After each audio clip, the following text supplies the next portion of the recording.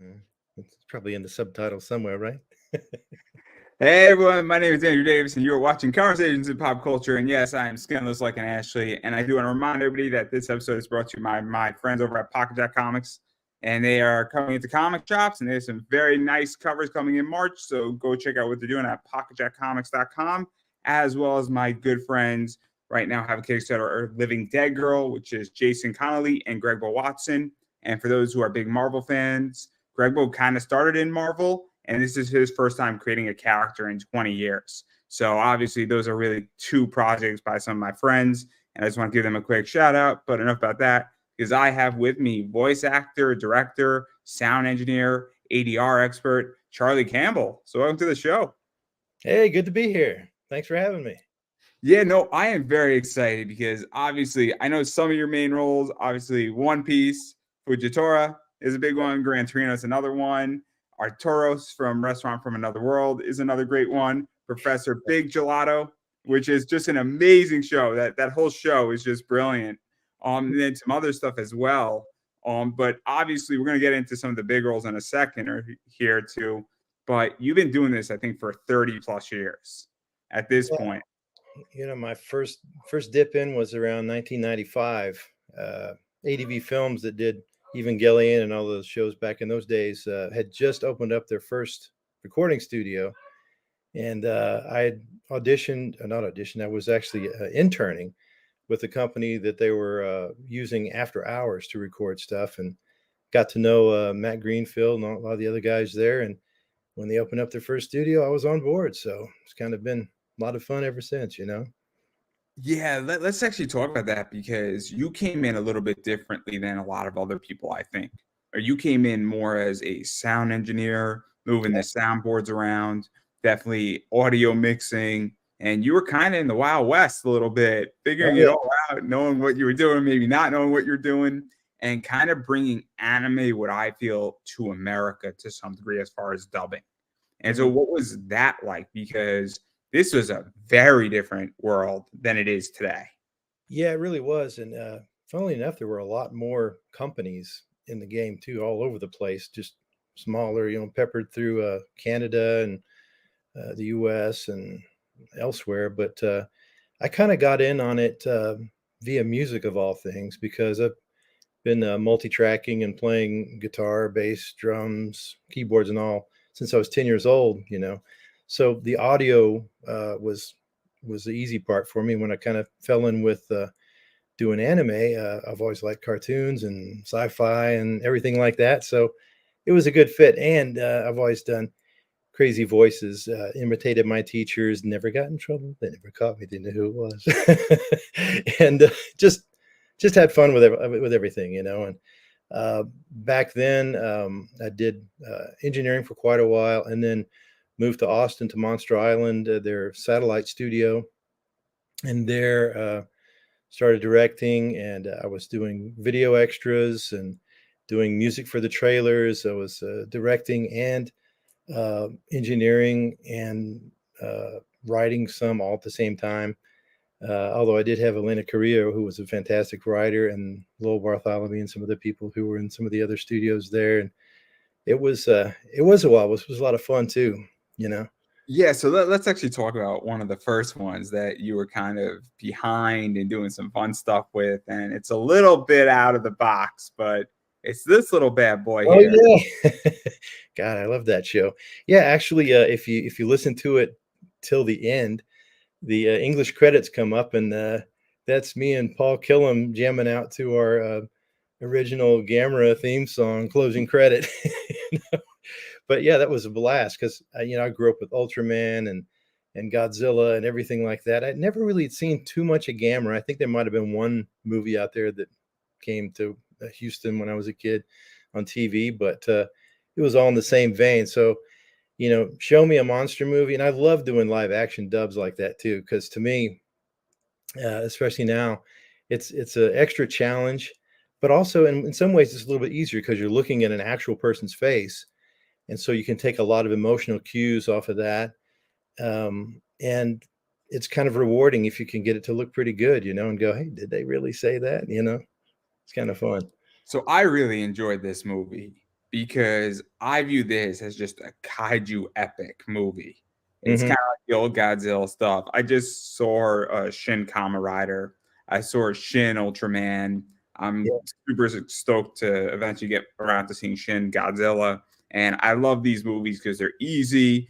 I yeah, don't take them too seriously. It's kind of a nice movie you can chill out to. You pour yourself a nice little strong drink and then you just veg out.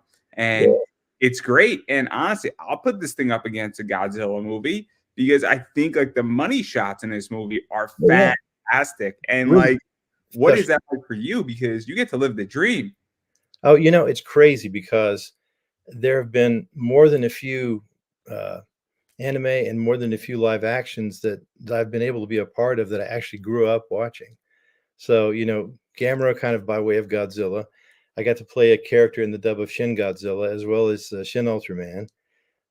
Then just fairly recently, I got to play Ultraman Ace in the Ultraman Z series. It's actually out right now. You can find it on YouTube and elsewhere, I think. So that was really crazy. And then, the Owl and Sonic the Hedgehog. Um, I got to work on Gotcha Man, which was G-Force Battle of the Planets when I was growing up. And so I got to direct that and play that character right there, Leader X. Yes, with a lot of special effects. And it's just been really crazy. In fact, the craziest thing recently has been the Sonic the Hedgehog, the movie, which was the animated movie from Japan. It was just kind of a one-shot show where he fights Metal Sonic, and we had fun with it, and we recorded it, and then it went away, and that's the last we heard of it until like 3 or 4 years ago. I'm at conventions, and people are like, "Oh my God, you're the owl!" Well, I certainly am. And Oh, I'm like, I "You love, you know this?" And they're like, "I I grew up with love, that." I love Sonic the Hedgehog. And for the 30th anniversary of Sonic the Hedgehog, I got to interview Ian Flynn on that day. And the mistake I made was that I should have reached out to Lisa Ortiz and Colin O'Shaughnessy because I've had both of them on my show also. And I think I would have broke a good friend of mine who joined me for that, who I made his whole entire year because he's a big Sonic the Hedgehog fan. So it was Ah, a very cool moment. But you mm, know, I love Sonic the Hedgehog. The last game was rough for me though. I didn't get it. I didn't get the last game completely. I tried playing it, but I right. digress. But Adventure 2 is the best. Adventure 2 is the best. It's so good. But I'm excited for Sonic the Hedgehog 3, the movie. Oh, it's gonna be epic. But I'm a big kid. What can I say? Oh yeah, Um, so am I. but Yeah. but but even going further into this too, because obviously you did Gotchaman and you were Leader X, and Oh, that was like 105 episodes, right?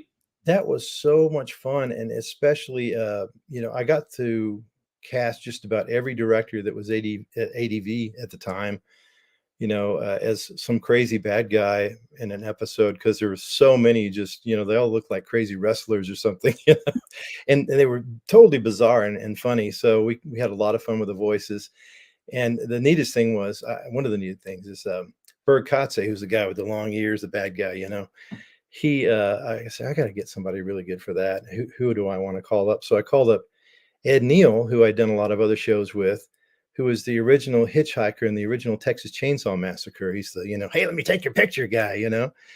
And he played Bert Katze with just, I thought he was fantastic. He was just wacky, and you could believe that that character would sound that way, and just a lot of fun to work with. And if you end up being able to find the DVDs or the extras were great. We did Kira Vincent Davis had written a song for one of the episodes where her character was in a booth singing something, and we didn't have a translation, so I re-recorded everything and put some Gotcha Man music in there, and she sang it. She was really good, and that's actually an extra, video extra. And then we have Ed and Geraldo and Brian Jepson and Lucy Christian and all. We all met at my dad's hangar. He was flying a Cessna at the time, and Ken flies around in a plane, and so we did a video extra where we're all, we the plane comes in and we all have a big visit about the show and kind of cut up. But yeah, that was so much fun. I think it took us 2 years and some change to get through all the episodes. and we kept it 1970s jargon because it was obviously they're wearing bell bottoms and stuff, and it's the original animation. So hey, groovy man, and whoa, and oh, that was so much fun. Everybody still talks about it that I worked with. They're like, oh, that was great, and George Manley doing the Gotcha Man narration. So So what is this like? Because obviously I know Gotcha Man, and I'm 31, so I am an old school anime fan that goes backwards, I go forwards at the same time. yeah, But I don't know all these extras, and so but like I've seen parts of Gotcha Man. I really enjoy what I've seen, but it's not something like I'm actively searching for. But I know that it is a fundamental anime that kind of was part of that wave that broke open up the doors. yeah, it really was, especially American audiences, because I didn't know it was anime when I was a kid. I just thought it was a cool cartoon. There was that and Star Blazers, and seemed like there was one other one that would. Oh, well, Speed Racer, of course. It's really one of the first. And then they used to have these Shogun Warrior toys that were these big robots, and it was actually Mazen Kaiser is the show. Like now, and I got to direct Mazen Kaiser. I said, I played with that toy. What are the chances? So I'd already had some personal experience with some of these shows and characters, and didn't even know I was getting it at the time, and then turned out to be really helpful directing them and having fun with them. And then even talking about that, because and diving into the directing side, because you're not necessarily changing anything in the anime, but No. you are voice directing, you are giving emotion, you are giving direction to people. And what is that like? Because I think it's very different, and I think some people understand it in the anime world and some people don't who are fans that when you're in the booth, hopefully your director knows maybe 5 episodes what's going to happen in advance, or they Mm, have an idea where the show's going, and they're really giving that voice actor cues and understanding of what is needed. Because I would imagine, and correct me if I'm wrong, that a lot of these people say, cool, I don't know what's going to happen next, and mhm. that's kind of your job as a director to say, I kind of have a map for the next 20 episodes. Right. And personally, depending on the show, but more often than not, I'll give some direction as to what's going on at the time and maybe a little bit before.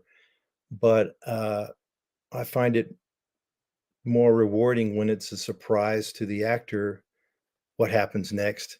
And sometimes, especially in some of the horror titles, that's turned out to be really useful because, uh, I think the best story I can think of was Devilman Lady, a series that we did back in Monster Island.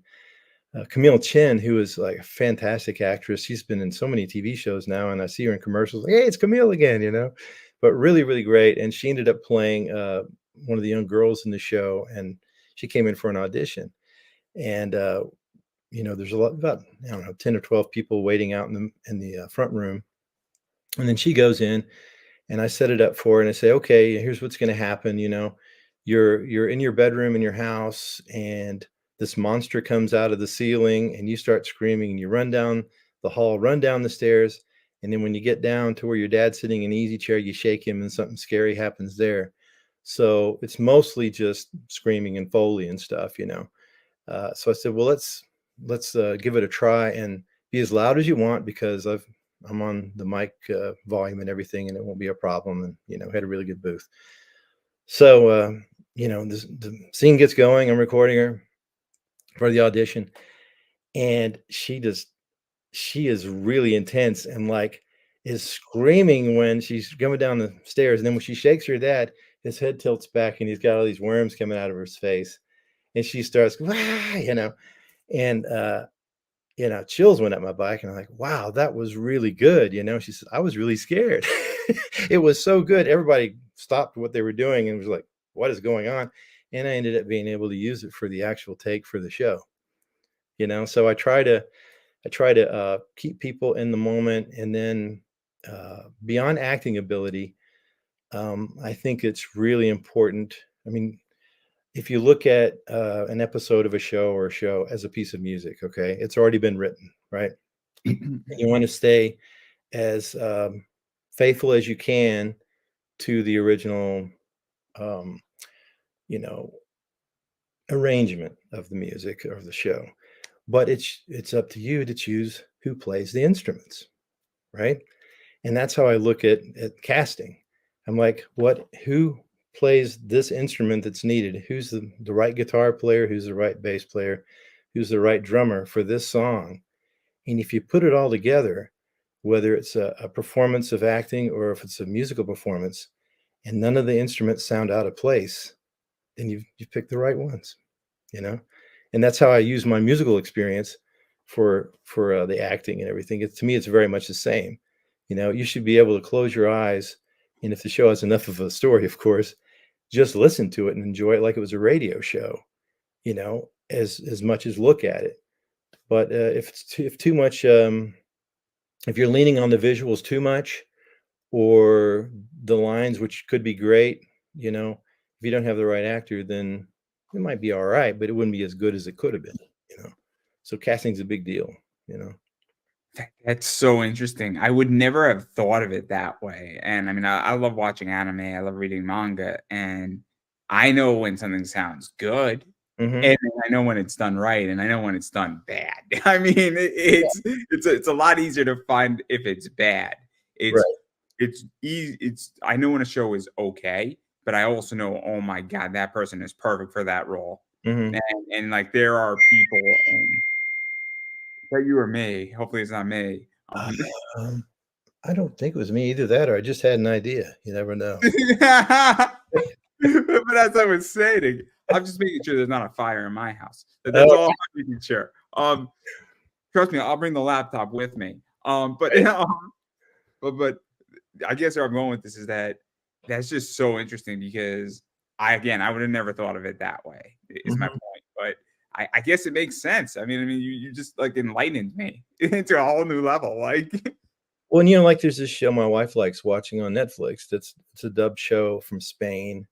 I can't remember what it's called, but it's not really my cup of tea. And she's from England, which is funny. So, but I've sat in and looked a little bit of it, you know, watched it some. And while the dub isn't perfect on their mouth sync and everything, it's not bad.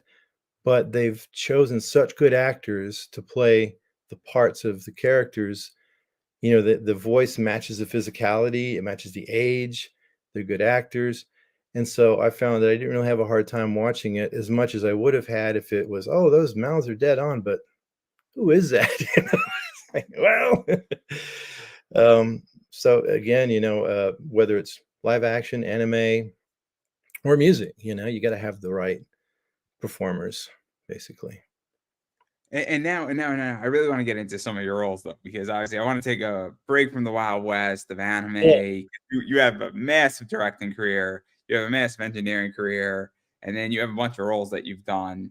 And the stuff I want to talk about is that you've played a bunch of kings. Is what Oh, you've done. It sounds weird, but I think you played Gilgamesh in Tower of Duraga. I think yeah, you played a king in Overlord. I think you've played a like Attack on Titan. yeah. For this guy right here, he's technically not a real king, but we're gonna count it. Technically. So I have to ruin that for everybody. I think you've played some other stuff and some other kings, like in a Oh, yeah, Rogue Hero. So like, I yeah. mean, how did this come back? Because I think you played like 10. I think it's up to 10 now. Yeah, I mean, it never surprises me. Many times I'm called in by, you know, whether it's Crunchyroll or a different company that I've worked with before, and I won't even sometimes won't even know what character I'm playing. They'll just call me in and say, "Here's the guy," you know, and let's see what voice you want, and then so I'll read a few lines, and ended up getting a lot of kings, um, a lot of kind of teacher types as well. Um, oh, hang on just a moment. Let me get this back up. Let me just do a quick deal here. One small second. Take your time. Uh, that's my wife pinging. There we go. Well, there's Texting's not a fire in my house. I'm no, good. but yeah, a lot of senseis, you know, and a lot of old wizardy guys. But I love doing the kings, and uh, they'll just come in and I'll say, "Well, do you want him old and regal, or a little bit younger, a little tougher, or really old and confused?" It just depends on what they want. And usually after the two or three, they're like, "Ah, yep, that's the one," and we'll go with that. But I love playing all different kinds of characters. I really like playing cartoony characters, I call them, with wacky voices, because they don't show up quite as often, as your stereotypes, and so that's super fun. For instance, when did the owl and Sonic the Hedgehog, he looked really like absent-minded and had these little squirrely things going on in his glasses, so he, is kind of confused. And so, "Hello, Sonic. Oh, it's good to see you. I think, I don't know." It's fun and I always just look at the physicality of the character and their what I would imagine would come out of a small little body and a crazy old guy, or a bigger guy. Just depends kind of what they look like, and I just have a blast with it.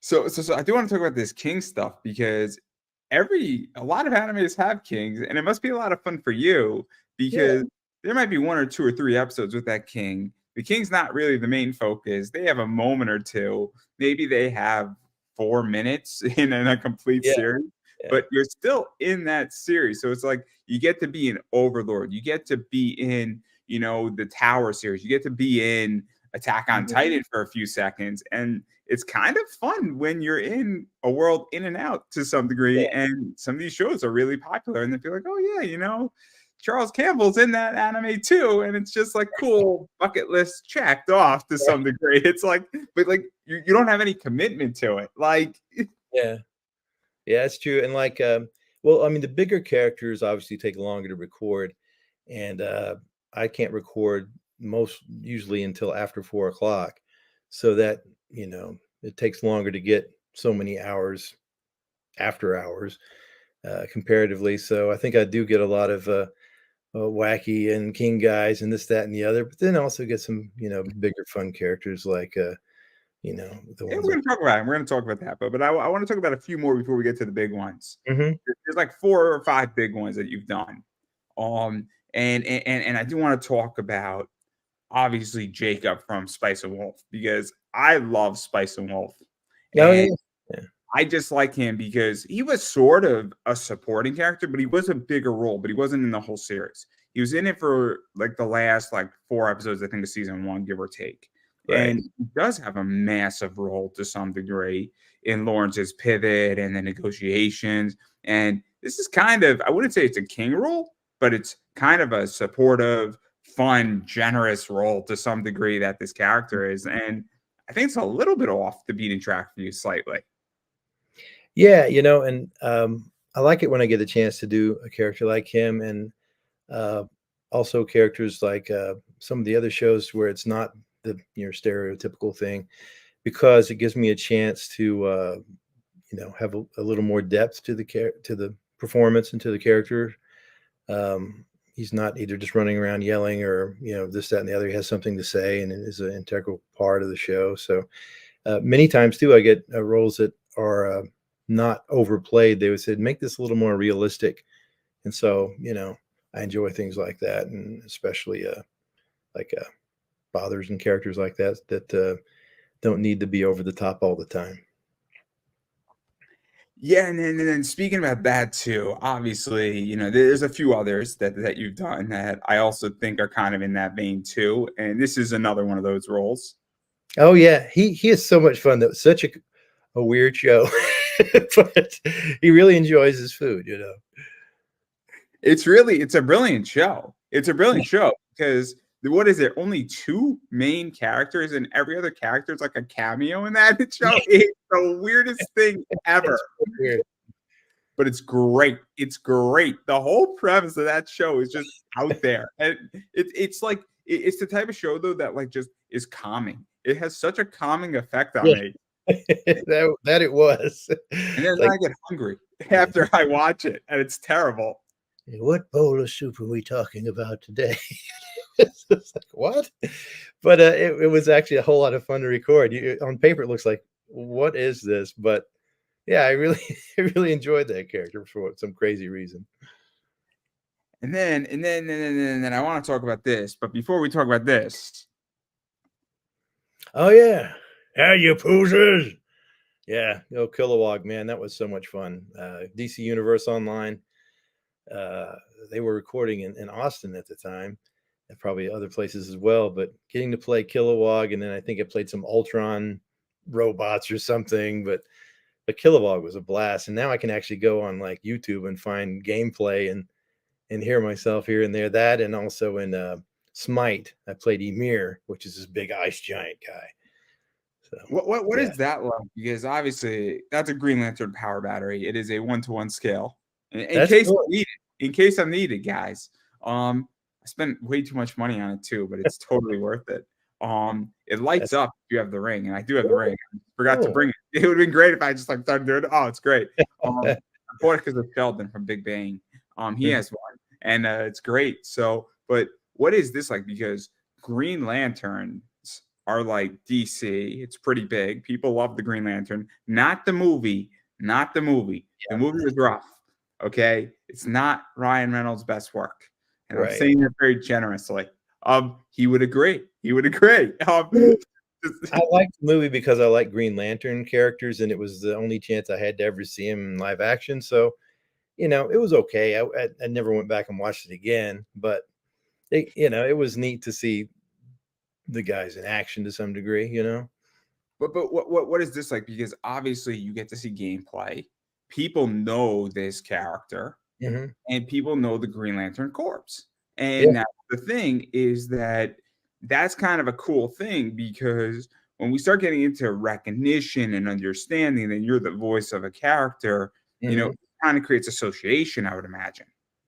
Yeah. Yeah. And, the weird thing about video game voices like uh, Kilowog and some of the other characters I played is when you're recording, you don't get to see the video at all. They just might have a picture of the character and the lines that need to be said, and it's a totally different thing to record those. So it helps if you know the spirit or the kind of like DC comic stuff I've known for years, and kind of what the deal was with the Green Lanterns and all that. So that was a help. But you have so much less to play off of in a video game that you know it's different. It, But I love doing him. That was really fun. Isn't it also different because depending on the game, some games are more narrative, some Mhm. games have more dialogue, some games have dialogue, but then also there's fighting games that Yeah. have a little bit of dialogue, but then you're in max health, you're in medium health, you're in low health, you're doing a super, you're tripped out, and then somebody enters a cheat code that makes you invincible, and that also changes your dialogue. And Mhm. then sometimes you're recording a punch 6 ways as Yeah. well. And so I don't necessarily know DC Online and this game per se, and I don't know exactly how that all went out. But my understanding is that you wouldn't record a punch in an anime 6 different ways, for the most part.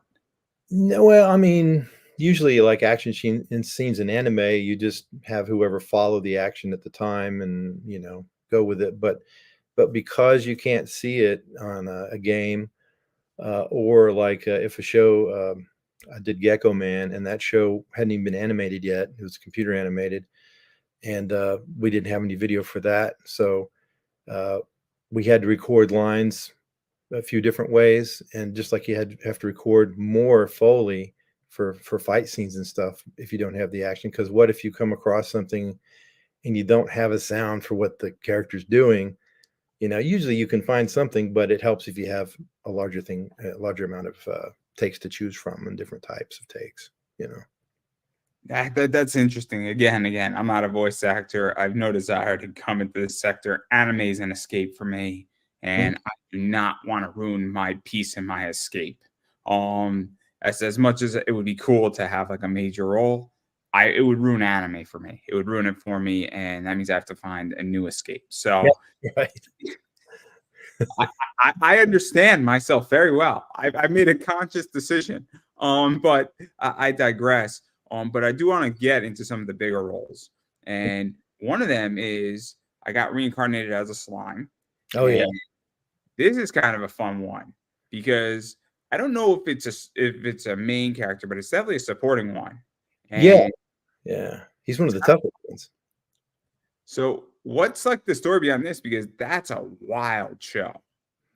Yeah, and with the name like that, you're like, "Well, I have no idea what this is gonna be about." But he turned out to be, I find him a very, Clint Eastwood-like character because he's, kinda stoic, he's cool, he's calm, but he's a total, you know, he's really a tough dude, and so, when things get going, he, easily just dispenses with whatever's going on, and he also has a sense of humor, which is cool, which I love. Um, but just the smallest movement of his staff and people are flying sideways, and they think they can beat him easily, and he just hands their head to themselves. So he's a very very fun character. I wish there were some more episodes of that. He was a blast, and I actually get a lot of folks at conventions say, "Oh, you're him," and I go, "Yeah, yeah, he was a fun guy." What is that like? Because obviously it's nice to be recognized, I would imagine, as a character. And we're gonna talk about I think 3 or 4 more that you're recognized for, but I would imagine that it's kind of nice because there's a lot of reasons why. Yeah, for me, because I did so much behind the scenes, starting out with the engineering and the directing and all.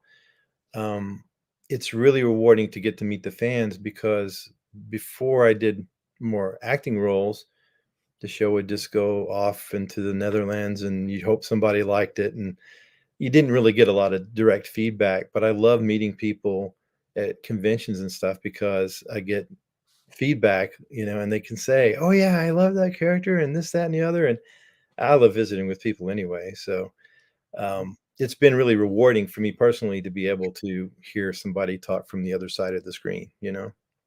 Did you also feel that social media has also changed that? Because now, I mean, the way I just see in general is that social media is an amazing barometer of Mm. everything and anything. When the anime comes out in a particular year, Twitter, Facebook, TikTok, Instagram is very much, I guess, buzzing about a particular anime. I think of Attack on Titan. I think when Right. Sailor Moon dropped, when Dragon Ball Super dropped. One Piece is a good example, which we're going to get to in that role that you have with One Piece. But I also feel that's a barometer that didn't exist 25 years ago or even 10 years ago for that matter. Yeah, I mean, word gets out so much faster. It's almost instantaneous when people like something. And it used to be you had to do really a whole lot more marketing than you do nowadays. If you hit the right market, it can be a lot more, uh, you know, effective than if you had tried to hit thousands of wrong markets in the past and hope that somebody found it. So it has been quite a different dynamic, I think, with shows these days. And then we're going to talk about 3, maybe 4 more animes. But Mm. obviously, I do want to talk about this one because you have a pretty interesting position on this one. Oh yeah, And you're a character in this, but more importantly, I think you've directed a bunch of it. yeah. I directed the whole thing. Well, it was Trust, Betrayal. It's Reflection, which was gorgeous. With the music was amazing in that show. The Kyoto arc. You know. Yeah, that was a really interesting show because the TV show, the series was very different than the OVAs, and I did the OVAs. They were very serious, very heavy, and the TV show was kind of more lighthearted and wacky and stuff like that. But um, it was it was quite emotional and very I thought very deep in so many different ways, and the script was written so well by Lo Bartholomew. He really got into it himself. So while it might not be what people had expected from the TV show, the people that watched it for what it was and about his life and everything were pretty, I think, positively affected by it and became fans. So let's actually talk about this because Rurouni Kenshin is one of those shows that's kind of legendary. Hmm. A lot of people around my age, a little bit, older than me, this was one of those gateway things. Toonami was a big thing showing it. Hmm. And obviously, I mean, I feel it's my generation's anime to some degree. Right. And obviously, this just sort of dropped just recently. And so you have people like me saying, cool, this is kind of a new thing with this anime. Mhm. And what is that like? Because not everybody gets to direct something that is a legacy property that's kind of spinning back around. Because my generation's having kids now. And Right.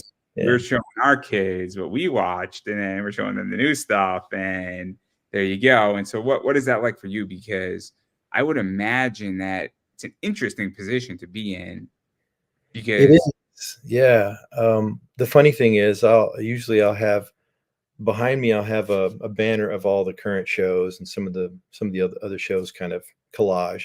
But then I have a stand up that I put out in front of where I am usually, and that has Roni Kenshin, Guyver Bio Boosted Armor, Mazen Kaiser, Sonic, the older shows on it because it was made back when I was working there. And so I'll have a father and his kids walk up, and the kids will go, "Oh, you're Fujitora or something, or Gran Torino." But then the father's going, "Oh, wait a minute, what were you?" He's looking at the other thing, and so many times I'll talk with the kids and stuff, and then the kids will kind of want to go, and then the father, "You go on, I'll catch up with you in a minute." And he's like, "What about?" Go all the way back to Evangelion. So it's really a neat place to be, especially like with Sonic. I mean, like I said earlier, I hadn't heard from that show for years, and now people are showing it to their kids, or had watched it when they were kids, and they're coming up, and I'm like, really, so it's been a whole lot of fun on two different levels. and then going to something a lot less serious. Hmm. Love after world domination. Right. This show should not exist either. This is one of those shows that's just so weird, so entertaining. We have this guy right here, Oh and yes. Professor Big Gelato, right?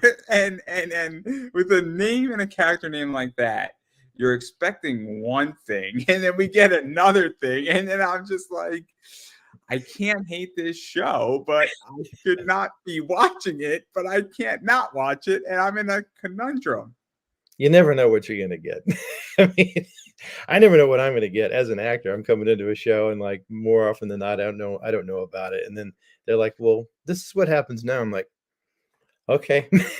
Nothing There's the surprising. scene where he punches somebody, and it's an amazing scene, and it's just like it's like the scene of this character, and I can't explain it. I just can't. And oh, it's a brilliant show.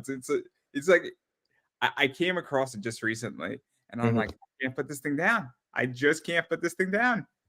There you go. You just never know. You might pick a long straw. Yeah, I don't know how to describe it. I don't know how you can describe it, but I think it is brilliant. I think it is one of your best roles. No, And thank I think it's up there, and I think it's brilliant, and it's just so bizarre, and it's so perfect in so many ways. you. But I do want to talk about Gran Torino too, and I'm having a hard time figuring out this photo. So maybe you could help us all. Oh yeah, yeah. That's him launching himself off of a wall or something. Actually, I think that was artwork that was done by a fan or something. And then they told me at a convention I was at, presented these for me to sign and said, "Well, you're free to use those too." And I was like, "What a great graphic." But he has been probably one of my favorite characters to play, and it's saying a lot because there's been a lot of characters through the years. But he's tough, he's funny, he's a good teacher, he's a great fighter. He's got a massive history in the show with having trained the main guy. And when I saw him too, it was I wasn't familiar with the show when I auditioned, and I just looked at him and thought, well, he'd probably sound kind of like this. He's little and he's scrappy, and but then when he's confused at the beginning, that's probably one of my favorite parts of the show, is at the very beginning when he's walked in on laying in what looks like a pool of blood, and wakes up and goes, "I'm alive," and he's completely like, "I don't know what's going on." He's kind of like this, and then before you know it, he's tough and he's training. But I like the back and forth with the kind of absent-minded grandfather, and then all of a sudden he's this, great fighter. And I also got to do the voice for him in the video game, which doesn't happen too often with anime. You get to cross over and do that too. So that was super fun. Yeah. So to even go further into this, obviously, finding his voice, making his voice, getting to do him. What was it, like a 6-issue arc? 6 episodes, maybe 8, with him a little bit, and he didn't have much airtime, Mhm. but very pivotal, very much an impact character in My Hero. My Hero is in the top 10 shows right now, and it was a while ago as well. And Mhm. so that's another one. And then the fun part about My Hero is My Hero has a lot of merch. Yeah. And I mean, obviously tabling the economics, and I don't want to get into that of that, but you got a pop Funko. You got a pop Funko of your character. And it took forever for it to come out too. I'm like, surely they're gonna have one for this guy, and finally it did. So yeah, that's been a blast having that. And um, the only other Funkos right now I use the Sonic the Hedgehog Funko and sign it as Old Man Owl and say if you find the other characters, you can sign those off too. And then I've got Ultraman Ace, who's got a really cool looking Funko Pop. Was that the Barnes and Noble ones? Yeah, yeah, and then I have a set of those. yeah, yeah, cool. Yeah, and then also I just Ultraman's brother, the whole thing. It's yeah, great. yeah. In fact, Ultraman Ace was the teacher of like the main Ultraman guy. So I'm like another teacher. And I just found at Target the other day, Metal Sonic from that one show that I did, the robot version of Sonic that he fights. So I'm like, well, it's pretty neat having a few different things to choose from. I really wish they'd do a Fujitora because with the collar and all, that'd be pretty cool looking. I mean, we just got Jinbei from Daniel Ba, so Mhm. they're getting through it. And I mean, Luffy fifth year / Sun God is coming too soon, Yeah, so that's going to be fun. That's actually coming out in August, which yeah, is pretty far away. Pretty far away. I spent a little more money than I should have on getting my chase of that one. But I digress. But even going further into this, I mean, obviously we talk about recognizing, and obviously with Kilowog it's a recognizable character. I mhm, think with a bunch of these, but Gran Torino is massively well known. yeah, Even though he was only in it for 6 to 8 episodes, people know who this character is. And I don't know if it's because it's My Hero Academia. I mhm, don't know if it's the character. I think most of the people who are casted in that show are brilliantly casted. yeah, And that also probably helps. And it's just like it's a massively popular show.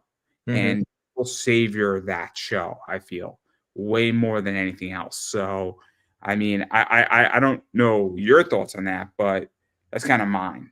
Yeah. I mean, that's that's the first show that I've been in that had, and one of the only shows I know of that has had conventions named after just that show.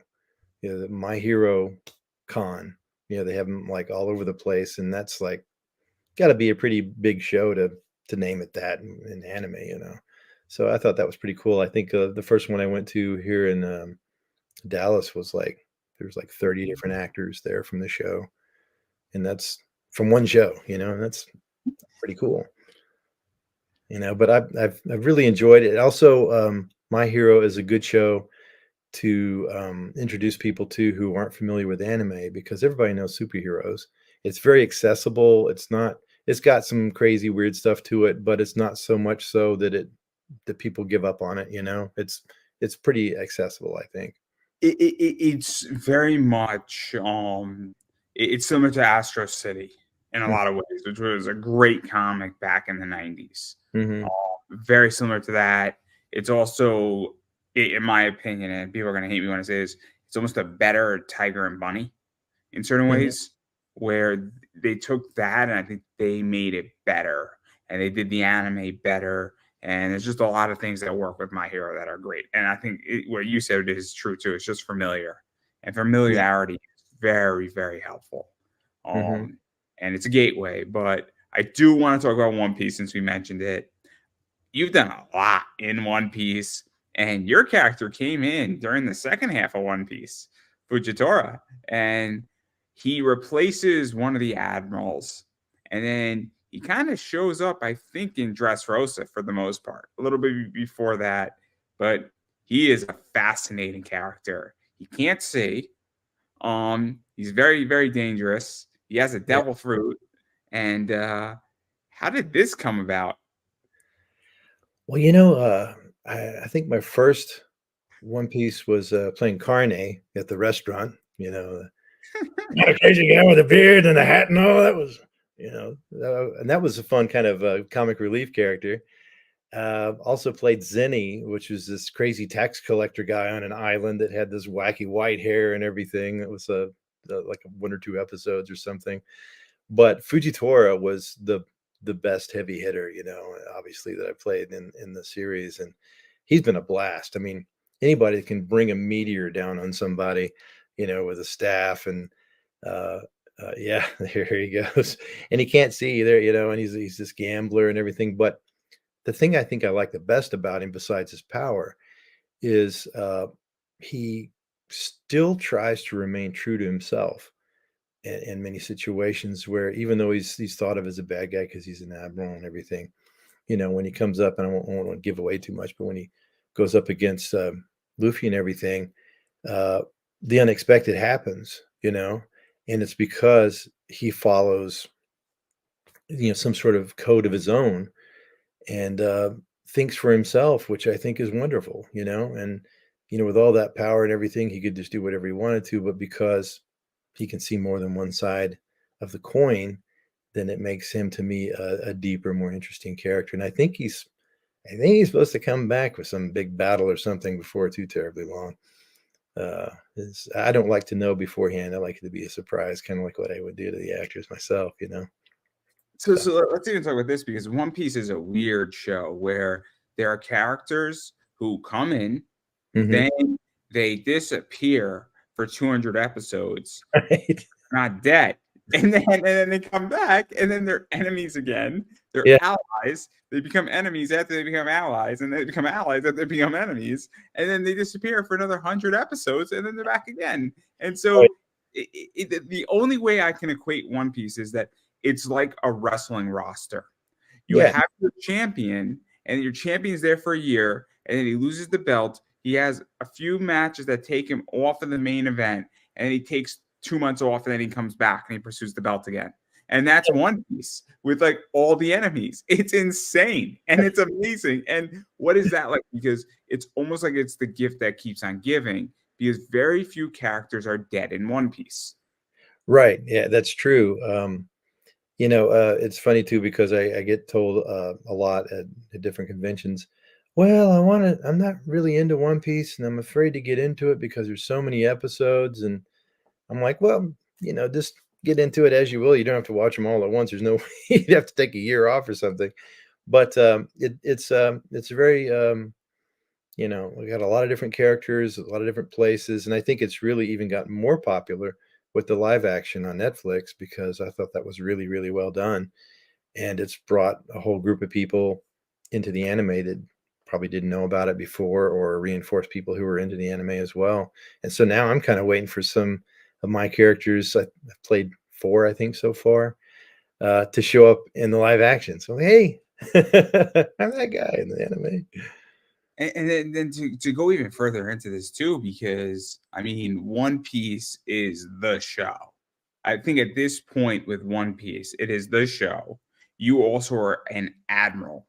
So at this point, there are 20 enemies in the world government, and you are on that list. You are on that list. Unfortunately, you are on that list. You got the head of the Marines, then you got like the 3 admirals now. You have the 5 world nobles, and they are technically the Marine/world government.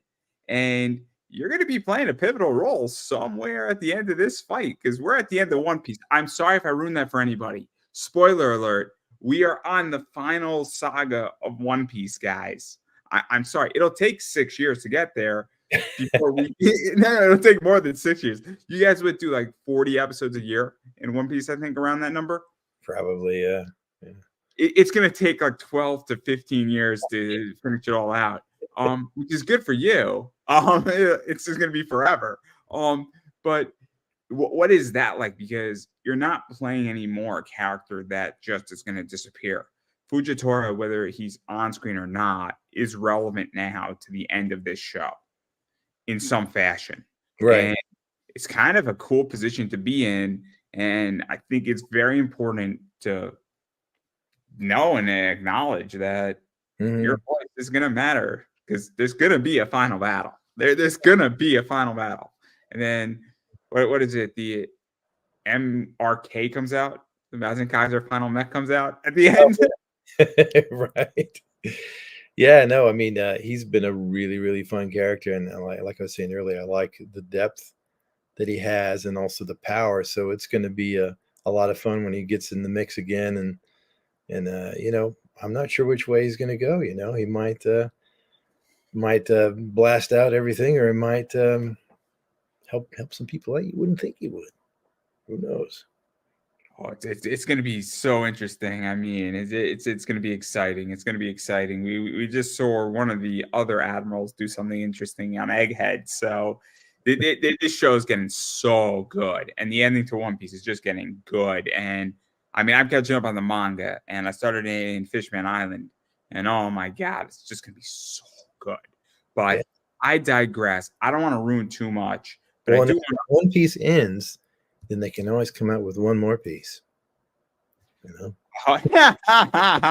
I make the argument to people, and I'm very honest about this, where think about this, right? If One Piece is fantastic, what does One Piece The Next Generation look like?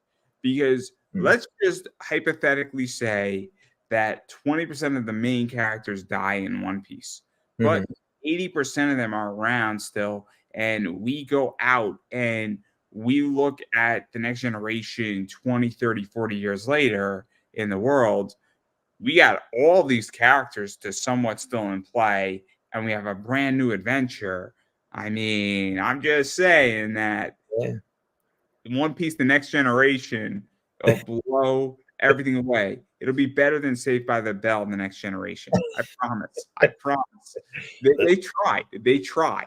And I give them credit. But it was not the same. The college years were a stretch. The college years were a big stretch. But The Next Generation and Saved by the Bell, not the best idea. But I digress.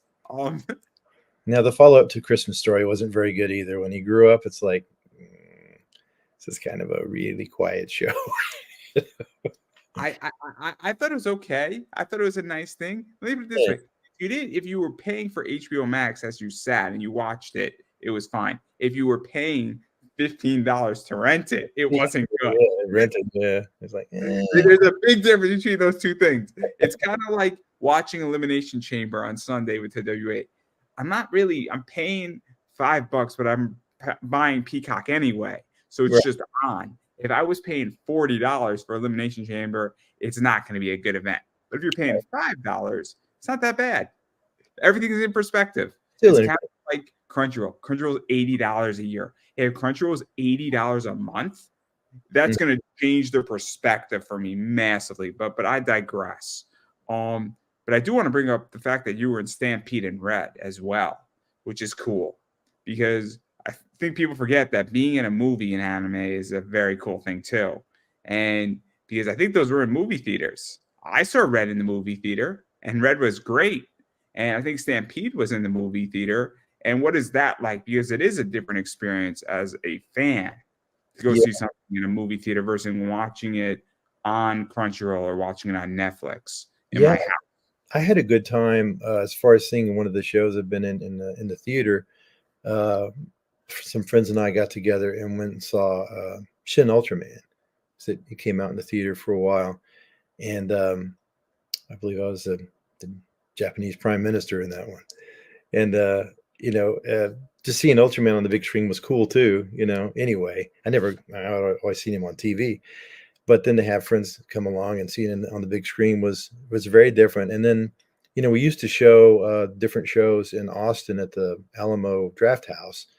when I was working there at Monster Island, and we showed Samurai X there. We showed oh gosh, I think we might have shown Maz and Kaiser there. Some of the bigger shows, and having people cheer during different parts, and having all the actors all in the same place at the same time was a lot of fun. But it's neat to see things on the big screen when you get the chance, for sure.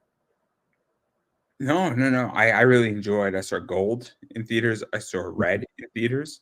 I saw some other stuff, and my whole thing is that it's a very different experience because I'm with my friends. I'm with a bunch of other like-minded people, and I'm not looking at my phone. I'm not distracted, Yeah. and I get to appreciate something. Like I would love to watch every single episode of One Piece in a theater. Like I would love it if like they did like 20 episodes, like 6 hours in a theater. I would definitely pay like $30 to do that because I think it would be a very different appreciation for what they do and appreciating anime. But we don't always get what we want. It's unfortunate. Um, but that's that. But obviously Fujitora has gravity. And he's blind, and that's what's insane. It's just such an And interesting. how he became blind is kind of crazy too. It's like you did that to yourself. Okay. You know, another weird parallel with some of the characters I've played in shows and things with my real life. For instance, he's blind, right? Well, I think right around the time I first got that part, I had to have all these eye surgeries. And had a little sympathy for it because, it was like drying out and ripping my cornea and all kinds of fun stuff. And I got to smell my own flesh burning, which was amazing when the lasers hit the craziest thing. I don't know if you've ever had eye surgery, but No, I don't want to. I had to be awake, and they put the thing on me like Clockwork Orange, on the eye. And then they just said, stare straight ahead and don't move. And I'm like, okay, you're like freaking out because I don't want to mess my eye up, and they come right at you with the needle. And, what he's doing was cutting away parts of the cornea that had torn off. And then they let it heal and all this kind of mess. But anyway, it sounds like someone cutting fish. And it's your eye, and you're like, and not wanting to move and everything. And I went to work a few days later, and a guy I worked with is real into heavy metal and stuff like that. And I was telling him what I did, and he says, "Man, that's the most metal thing I've ever heard. That's crazy." Like, yeah, that was something. And then when Gran Torino was in the hospital, and this other, like after the massive fight and everything, I was actually recovering in the hospital. And like, well, let's hope nothing too terrible happens to my characters. I don't want to actually follow what they do all the time, but I could draw from personal experiences in some of these things. And thank goodness, I'm not. I am definitely not having an eye surgery now. And that's the weird thing, they did the cut thing and all that, and I had to do it like twice in both eyes because if it doesn't heal right, and I kept going to sleep, when I wake up, my eye would be too dry and it would rip my cornea up when I open my eyes. Feel like someone stabbing you with an ice pick. But then that didn't work a few times, so they said, let's try lasers. And like, okay, whatever. So I'm in this place, and they deaden you, don't feel anything, but they start doing this laser stuff to sort of cauterize it, and you smell your flesh burning. Like, that's weird. But they ended up giving me these eye drops made from my own blood plasma, and it all cured itself. Well, I'm glad. Now I'm genuinely freaked out. I Give me had horror stories to work on now. I had a surgery last year on my foot, actually around the same time, and I didn't get to smell my flesh burning, but all I know is that I felt no pain in my foot for the first like 3 days. I felt pain in my Achilles tendon because they did an Achilles lengthening, and when they say elevate your foot. What they didn't tell me is elevate your foot with your Achilles off the elevation. So I'm there, I'm good. Hour 6, I'm screaming in pain, saying this was a mistake. I throw my foot over the side of the bed, the pain dissipates. In seconds. I'm like, oh my God, this is insane. You had that option.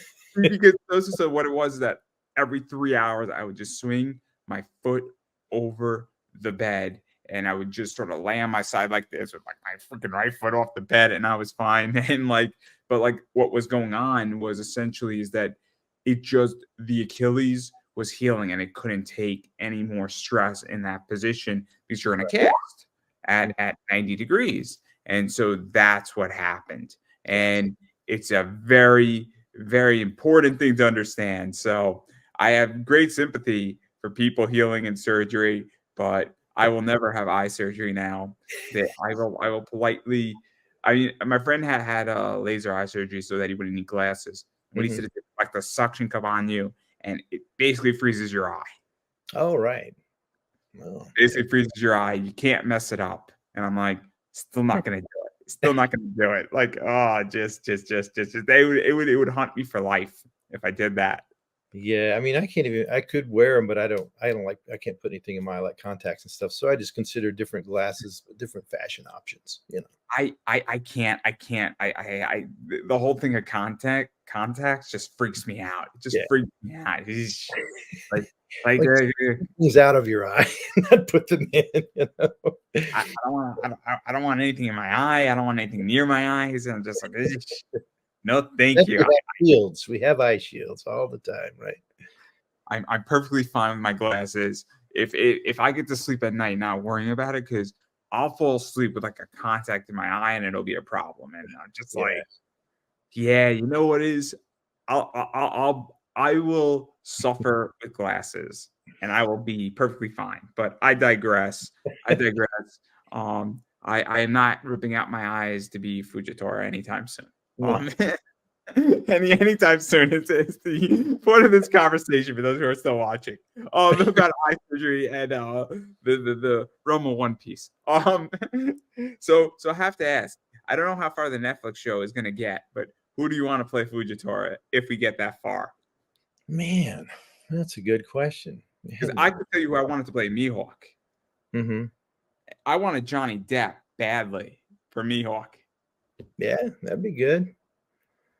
Yeah, But we have somebody else now, but that's fine. He's doing a great job.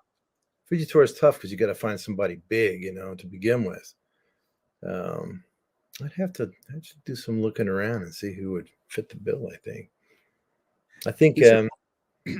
I think the cast is pretty good right now. I think they did a great job with the 5. amazing, you know, and I hadn't heard of most of the people, which is even cooler because, again, they went for the right instrument and not necessarily the most famous one, you know. And that way, you know, you're watching a show and you're not saying, well, here's, you know, here's, you know, this guy doing this character and he's really this other guy. Instead, you kind of identify that person with the character more, I think. Who all these people when this show is done are going to be mega superstars. Mm-hmm. And that's what's cool about the One Piece Netflix position. And it is brilliant that Netflix did it. It is brilliant. And it's probably the best live action anime that's been built so far. I think so. I mean, I think my wife loves it and she's not really into anime at all, but she absolutely loved the show, you know. And I think it's a huge win just for being a good show, whether it's anime or not. You know, people are just totally enjoying it. And that they brought the creator in on it and let him have some say so, I think made a big difference as well. I think it's brilliant. I think Netflix is super smart. I think Netflix is about to destroy everybody in 2025. If we get One Piece season 2 and Monday Night Raw on Netflix, the game's over. Which is what it's looking like. WWE signed a deal with Netflix for 5 years with renewal of 5 for $5.5 billion for Monday Night Raw, which is insane. But live on Netflix's platform. All right. Well, that'll be a first for them, won't it? They did some live stuff before. They did the Chris Rock special live, which was cool. Okay. They've done some golf stuff live. They've done, I think, a Formula One thing, but they haven't done anything massive live. And this is a game changer, and it's going to be amazing because guess what happens after you watch Monday Night Raw? You're on platform, and if One Piece season 2 is coming out, if you put it right after Monday Night Raw, everybody's going to watch it. Everybody's going to watch it, and it's going to be great.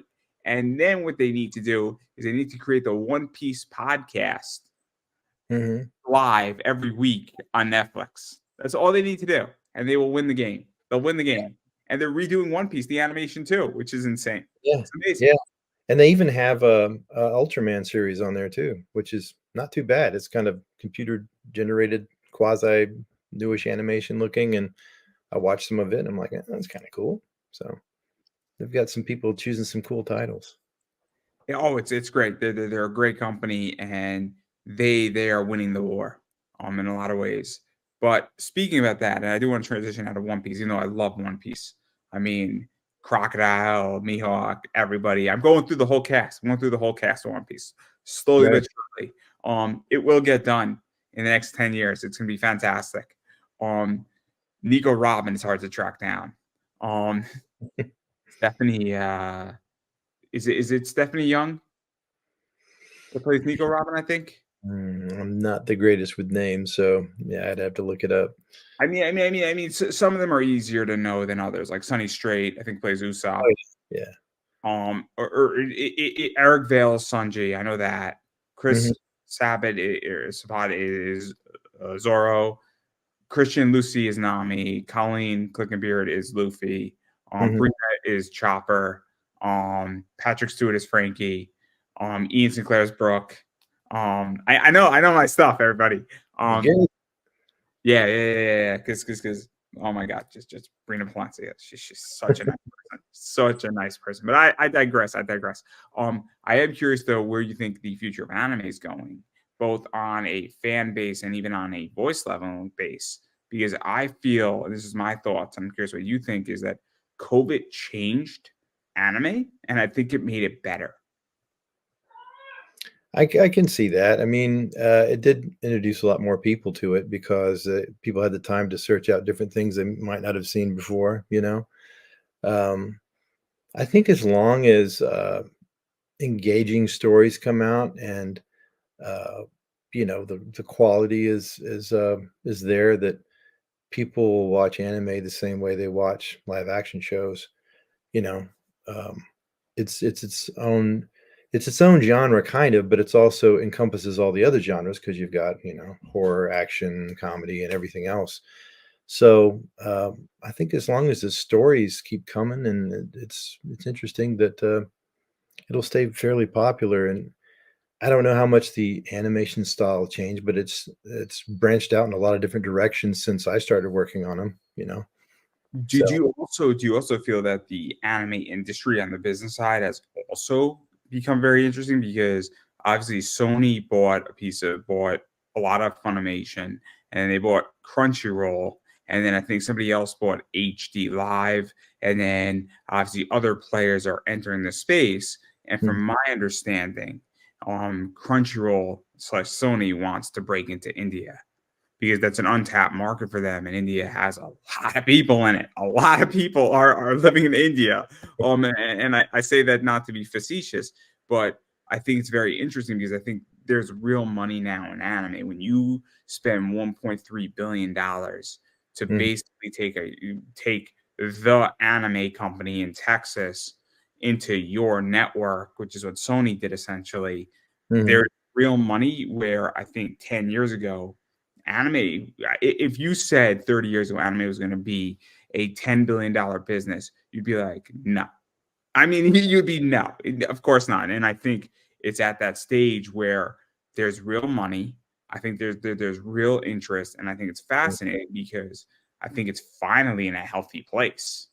Yeah, yeah, and the way things have progressed with streaming and everything, used to be back when I started, everything hinged on how many VHSs you sold or how many DVDs you sold, and then when pirating became a huge problem, then that really ate into a lot of companies' bottom line, and some of them couldn't afford to stay in the game because it was really all dependent on that one product, for the most part.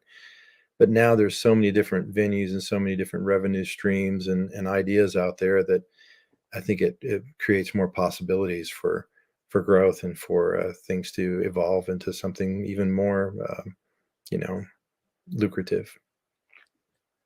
Yeah, and then I think that there's just even more revenue streams for creators right now. Mhm. I think there's been a shift in how business is done, and I think also there's more demand for things out there, and I think that obviously cons I think are bigger than ever now.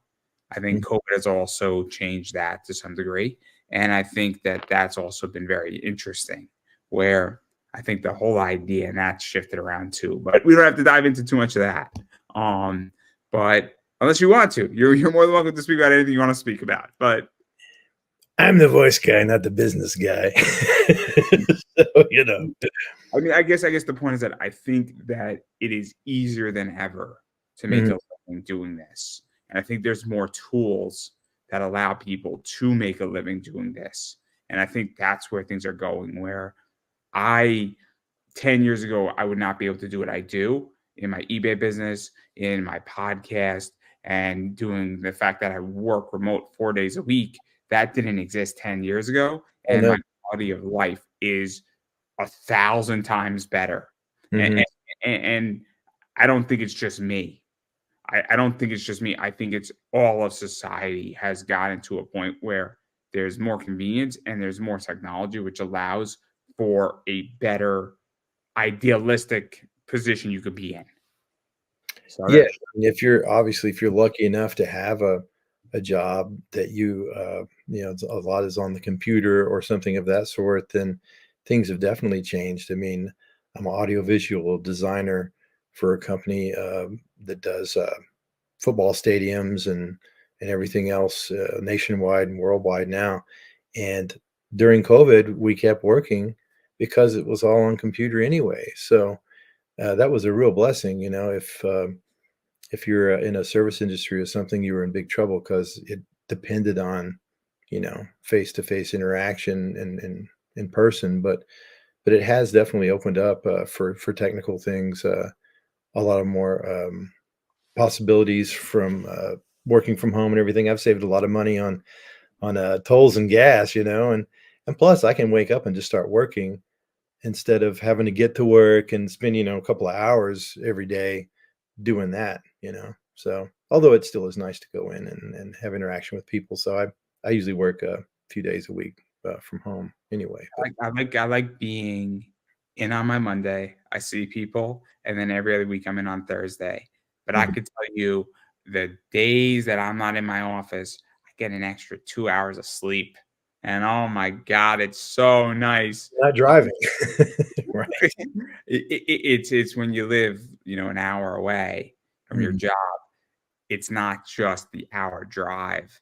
It's the idea that because I could roll out of bed 15 minutes before I have to log into my computer, I Right. just grab a Pop Tart, and then I'm at my kitchen table, which is my office, and there you go.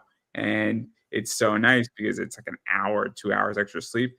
And oh my God, I'm so productive on those days. I am That so leads into a very important question. What is the best flavor Pop-Tart? Oh, see, this is tricky, right? This is tricky. It depends on the season, right?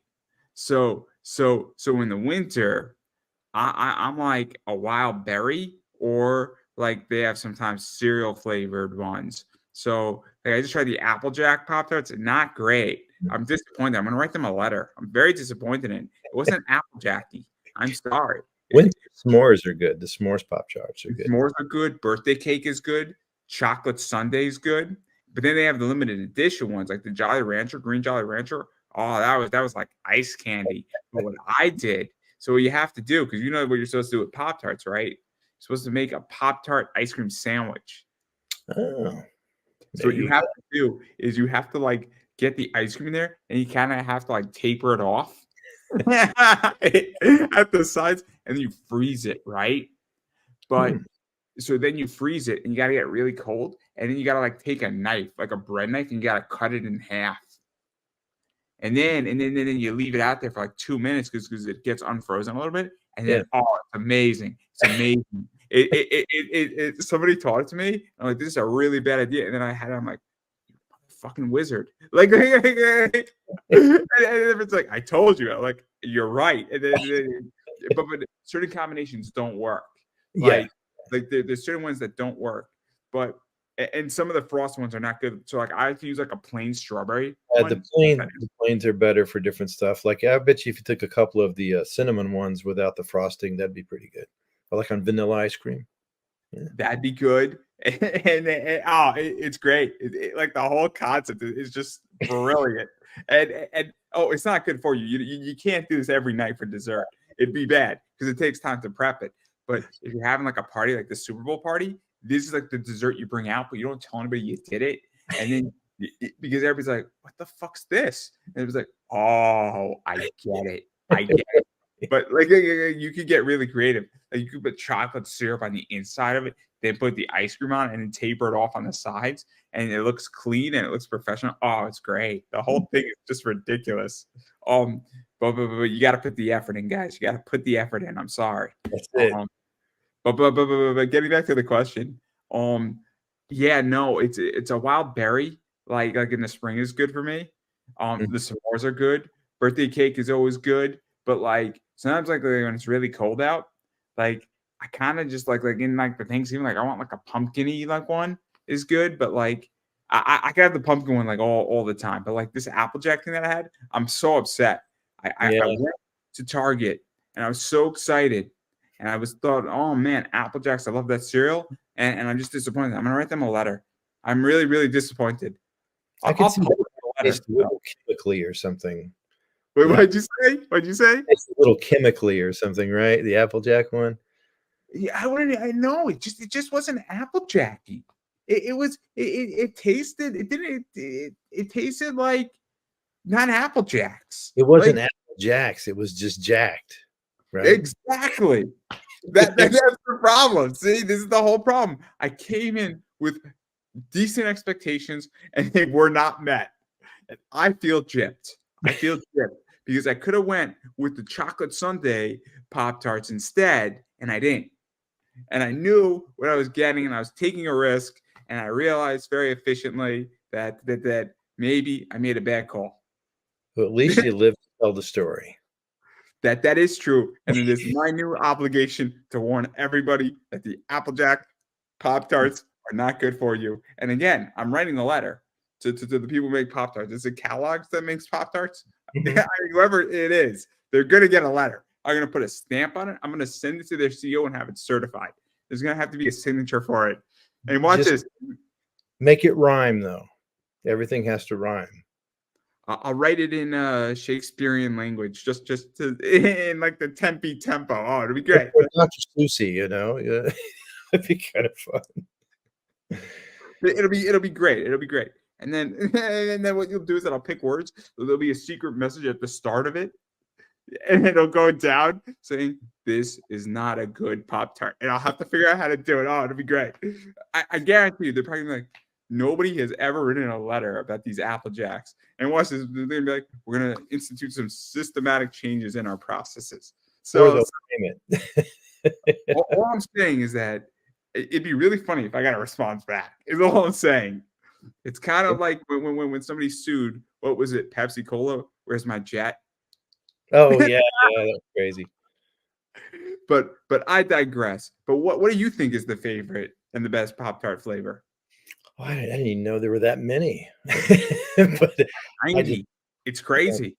S'mores in the winter, and then I like the without icing, the what was I talking about earlier? The cinnamon. I just really like cinnamon with a lot of butter on it. It's really good. So this is the real question, and I'll let you promote yourself after I ask it. There's actually two questions. So I don't want to out you at your job, but are you designing the new Swift Stadium? I mean the Chiefs. Yeah. Oh, see, you get the joke, right? Yeah.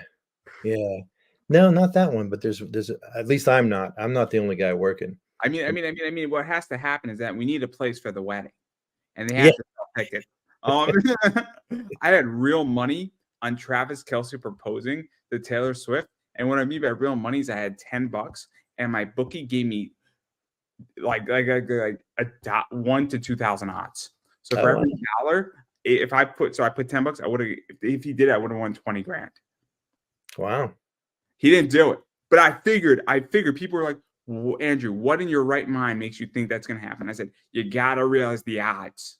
If Yeah. I'm right, I'm a genius. If I'm wrong, I lost $10. Yeah. $10 is only $10. That's like my Starbucks for the week Mm. versus 20 grand over here. All he has to do is win and propose. It's not hard. They don't need a wedding. He just needs a proposal. That's all he needs. He didn't do it, but that's all right. That We was a all good. make mistakes. You got to take chances. That's what I figured. I figured people were like, what in your right mind makes you think that's going to happen, Andrew? But yeah, but getting back to Pop-Tarts, because we need to figure this out. Do you warm up your Pop-Tarts? Oh yeah, they're always toasted.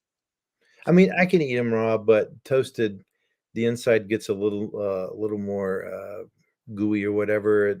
It changes the. Did you put it in a toaster, or do you put it in the microwave? Oh, not put it in a toaster.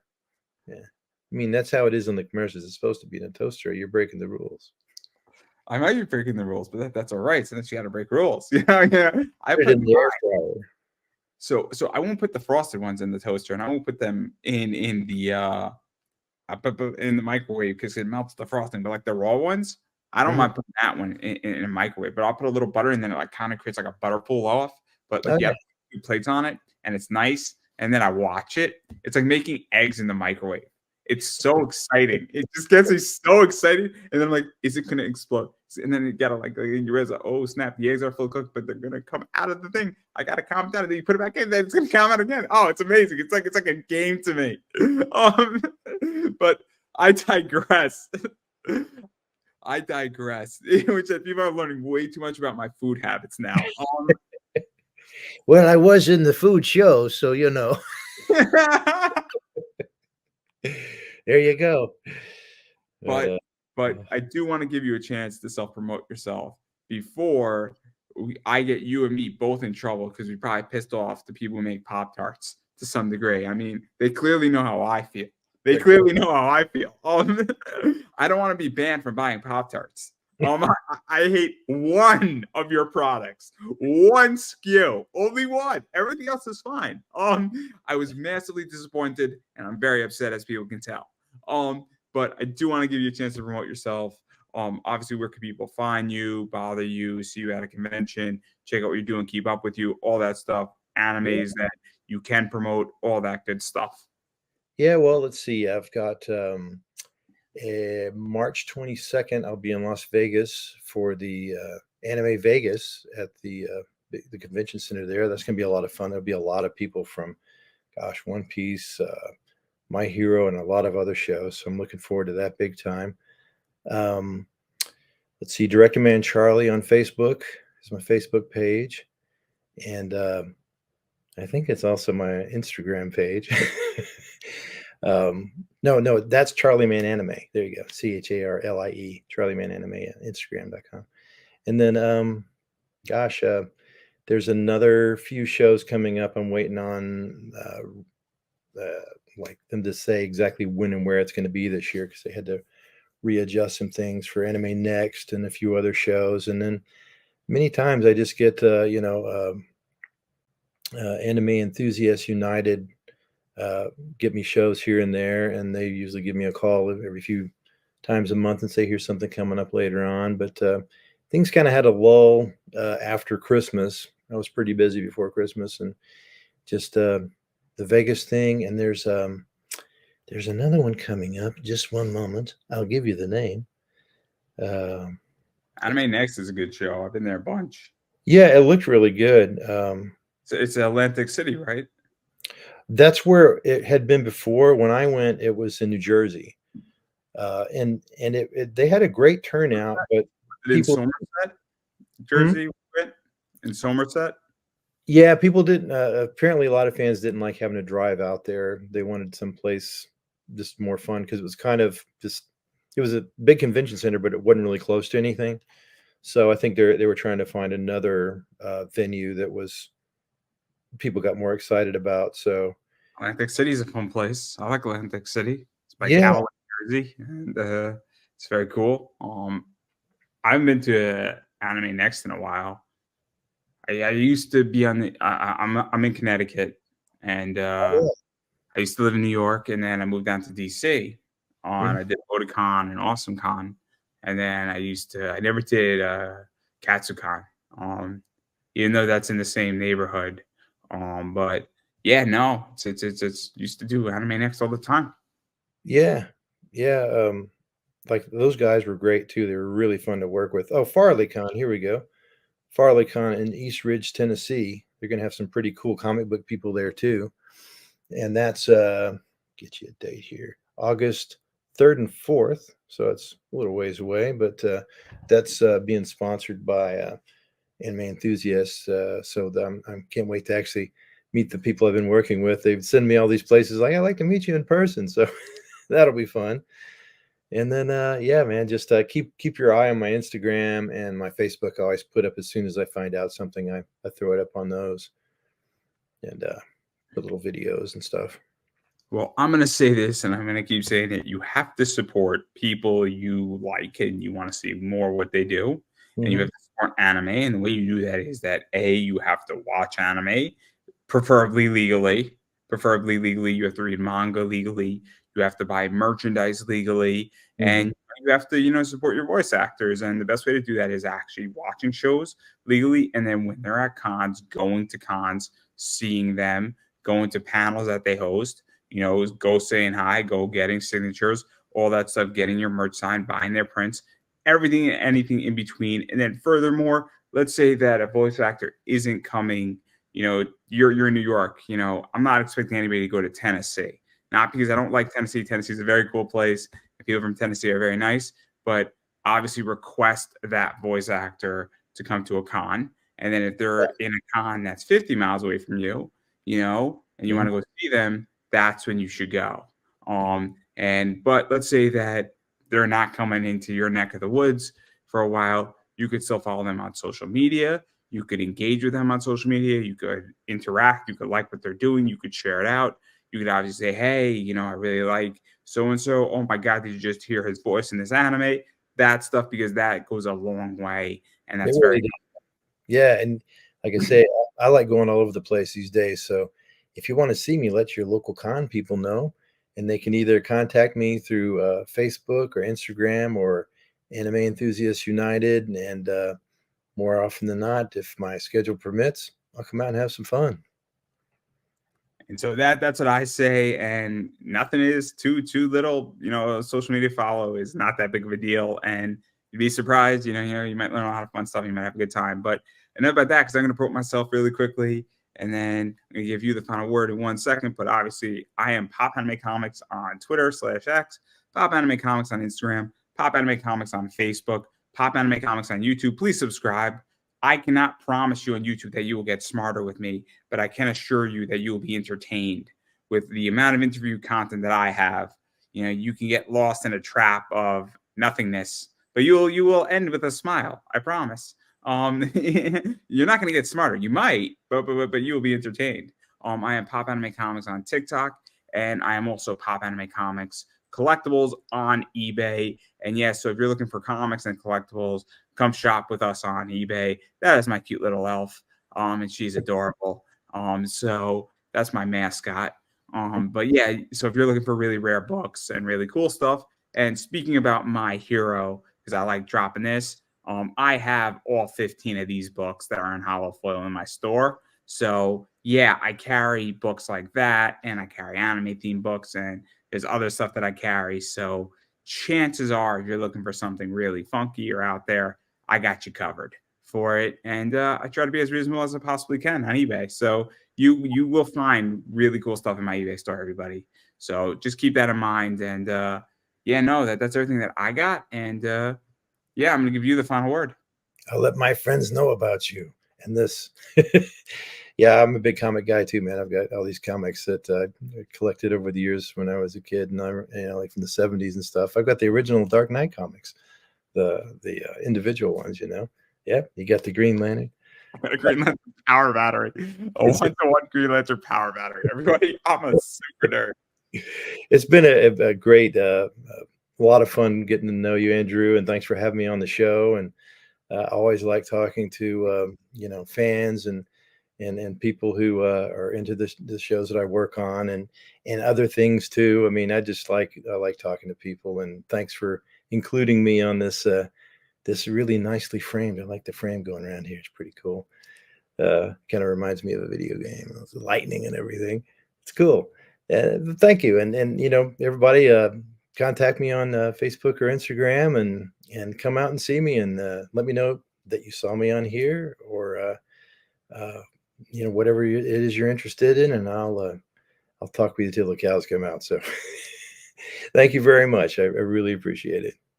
Well, I'm the lucky one. I'm the lucky one because nobody has to do anything for me, and I get to live kind of the dream too. So Yeah, I want to speak to people, voice actors, and everybody in between, and I get to speak to some of the top people in the world, and I'm the lucky one, and I would never imagine I'd be in this position. So I greatly appreciate it. I said the same thing to John Swayze, same thing to John Vermillion, and a bunch of other people who have voiced some of my favorite characters in anime. So I am the lucky one.